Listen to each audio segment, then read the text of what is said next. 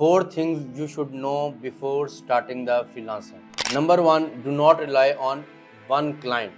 मतलब ये है कि अक्सर हम फ्रीलांसर्स क्या करते हैं कि जब हमारी फ्रीलांसिंग स्टार्ट हो जाती है, हमें कोई एक अच्छा क्लाइंट मिल जाता है और हम समझते हैं कि बस अब हमारी यही ज़िंदगी है और हम उसी क्लाइंट पे हम रिलाई कर रहे होते हैं। लेकिन फिर होता ऐसे है कि ये देखें, ये बिज़नेस है, आप किसी क्लाइंट का भी काम कर रहे हैं, वो एट द एंड वो कर बिज़नेस ही रहा है। लेट्स सपोज़ अगर आप किसी का शॉपिफाई स्टोर डेवलप कर रहे हैं तो वो उस पे बिज़नेस कर रहा है। अगर आप किसी का लोगो डिज़ाइन करके दे रहे हैं तो वो उसके बिज़नेस के लिए।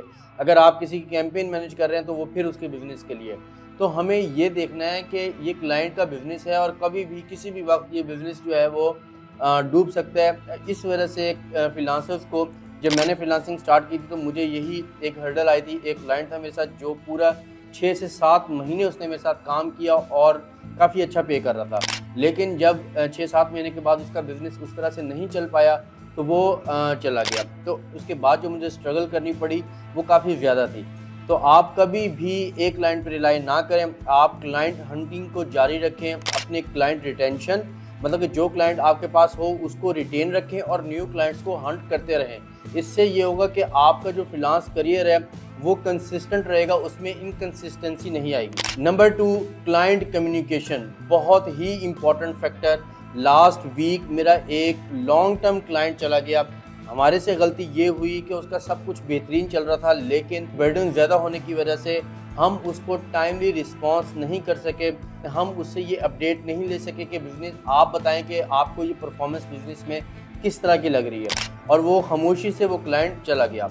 इसलिए कम्युनिकेशन बहुत इंपॉर्टेंट है। आप क्लाइंट से वीकली कम्युनिकेट करें, मीटिंग करें, उससे पूछें कि उसका प्रोजेक्ट में किस तरह से इंटरेस्ट डेवलप हो रहा है, परफॉर्मेंस जो आपको परफॉर्मेंस लग रही है कि क्या क्लाइंट भी उस परफॉर्मेंस से सेटिस्फाई है या नहीं। इससे आप क्लाइंट भी रिटेन कर सकते हैं और आपको ज़्यादा डिफ़िकल्टी भी फेस नहीं होगी। नंबर 3, फाइनेंशियल मैनेजमेंट, बहुत ही इंपॉर्टेंट फैक्टर। मतलब कि ये इतना इंपॉर्टेंट फैक्टर है कि अगर आप $3000 $4000 भी पर मंथ कमा रहे हैं, आपको फाइनेंशियल मैनेजमेंट का नहीं पता, at the end of the year या at the end of the month आप बिल्कुल खाली होंगे।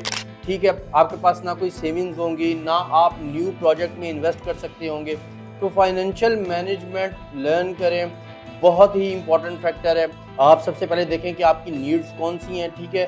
उसके बाद आप चेक करें कि कौन सी डिज़ायर्स ऐसी हैं जिनको आप अभी ना भी पूरा करें तो आपका काम चल सकता है, उनको आप नोट डाउन करें। अपनी नीड्स को पूरी करते रहें, अपने डिज़ायर्स को आप कम करते रहें। इससे ये होगा कि आपके पास जो बजट है, आप उसी बजट में आप अपने गोल्स को भी सेट कर सकते हैं और इन्वेस्टमेंट भी कर सकते हैं और अपनी पैसिव इनकम को भी जनरेट कर सकते हैं, अगर आपके पास फाइनेंशियल मैनेजमेंट आपको अच्छी आती है। Number 4, deliverable. अगर आप चाहते हैं कि आपका क्लाइंट जो है वो आपसे डिलीवरी के टाइम, जब आप प्रोजेक्ट डिलीवर कर रहे हो, वो सर्टिफाई हो, तो आपके डिलीवरेबल बहुत प्रोफेशनल होने चाहिए।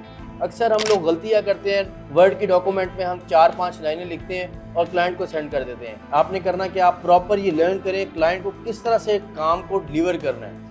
ठीक है, जब आपकी क्वालिटी डिलीवरी होगी तो इस एक फैक्टर से आपको रेफरल भी मिलेंगे। ठीक है, अगर आपके डिलीवरेबल अच्छे हैं तो आपका क्लाइंट जो है अपने फ्रेंड्स को, फैमिली मेम्बर्स को भी रेफर करेगा आपका कॉन्टैक्ट। तो अपने डिलीवरेबल को ठीक करें। इन 4 एलिमेंट्स को अच्छे से लर्न करें अगर आप फ्रीलांसिंग स्टार्ट करने जा रहे हैं या फ्रीलांसर्स हैं। मैंने एक और गाइड बनाई है कि आप 2025 से पहले अपना बिजनेस कैसे स्टार्ट कर सकते हैं। ये वीडियो है, डिस्क्रिप्शन में लिंक भी दिया गया है, आप कंप्लीट वॉच करें और अपना ऑनलाइन बिजनेस आज स्टार्ट करें, वो भी free of cost. Thank you so much. अल्लाह हाफ़िज़।